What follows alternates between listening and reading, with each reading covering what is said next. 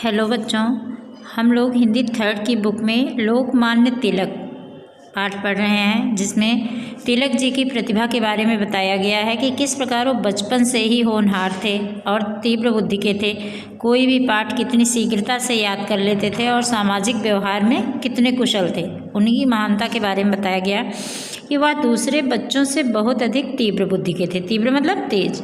एक बार कक्षा में मास्टर जी ने कुछ पहाड़े याद कराए और अंत में कहा कि सभी बच्चे ब्लैक बोर्ड पर लिखे सारे पहाड़े अपनी अपनी कॉपी में लिख लें और घर से अच्छी तरह याद करके लाएं। सभी बच्चे लिखने लगे, परंतु बाल वैसे ही बैठे रहे। बाल मतलब तिलक जी के बारे में कहा गया, क्योंकि उनके बचपन का नाम बाल था।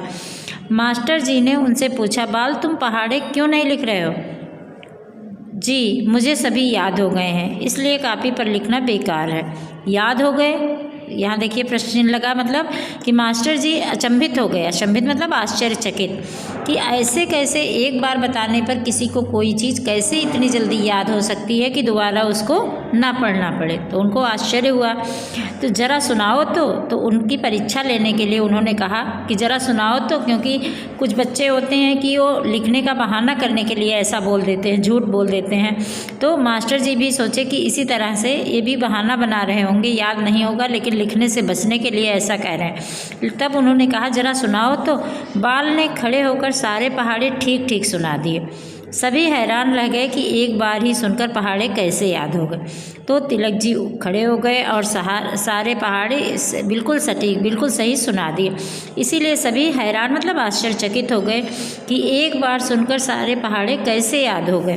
बाल तो थे ही ऐसे। कई बार जब कोई मास्टर पढ़ा रहा होता और सभी बच्चे अपने अपनी कॉपी में अंक गणित के प्रश्न या भाषा की व्याख्या लिखने के लिए कहता, तो बाल कभी न लिखते। पूछने पर यह कहा करते कि उन्होंने सब कुछ अपने दिमाग की कॉपी पर नोट कर लिया। कई बार तो मास्टर जी नाराज़ भी हो जाते, परंतु वह सदैव सभी के लाडले बने रहे। कि बाल तो थे ही ऐसे, मतलब बचपन से ही उनके अंदर ऐसी प्रतिभा थी कि वे किसी भी चीज़ के पीछे उन्हें बार बार जो भटकना नहीं पड़ता था, कोई चीज़ दोहरानी नहीं पड़ती थी। एक बार जो चीज़ देखते थे उस चीज़ को कंठस्थ कर लेते थे, याद कर लेते थे। कई बार जब कोई मास्टर पढ़ा रहा होता, उनके अध्यापक पढ़ा रहे होते, तो सभी बच्चे अपनी अपनी कॉपी में अंक गणित के प्रश्न और भाषा की व्याख्या जैसे भावार्थ लिखते हैं, तो लिखने के लिए कहा जाता। तो बाल कभी ना लिखते, तिलक नहीं लिखते थे उसको कॉपी पे। तो जब मास्टर जी उनसे पूछते थे, क्योंकि सारे बच्चे लिखते थे, एक बच्चा नहीं लिखता था, तो ये लगता था कि पता नहीं क्यों नहीं लिख रहा, कोई बहाना होगा या क्या है, कोई कारण होगा। उसका कारण जब पूछा जाता तो वे कहते थे कि उन्होंने सब कुछ अपनी दिमाग की कॉपी पर नोट कर लिया।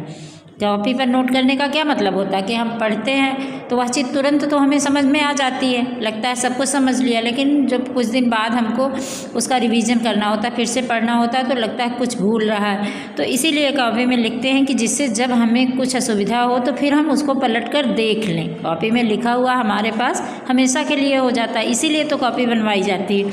लेकिन तिलक कहते थे कि उन्होंने सब कुछ अपने दिमाग की कॉपी पर नोट कर लिया, कि जैसे कॉपी पर लिख देते हैं तो जब भी ना समझ में आए तब पेज पलटो और लिखा हुआ दिख जाता था, वैसे ही तिलक की दिमाग की कॉपी पर वो सारी चीज़ें नोट हो जाती थी और जब वो जो है याद करते थे तो तुरंत वो चीज़ें याद हो जाती थीं, इसलिए उनको दोबारा लिखने की ज़रूरत नहीं पड़ती थी। कई बार तो मास्टर जी नाराज़ भी हो जाते। क्यों?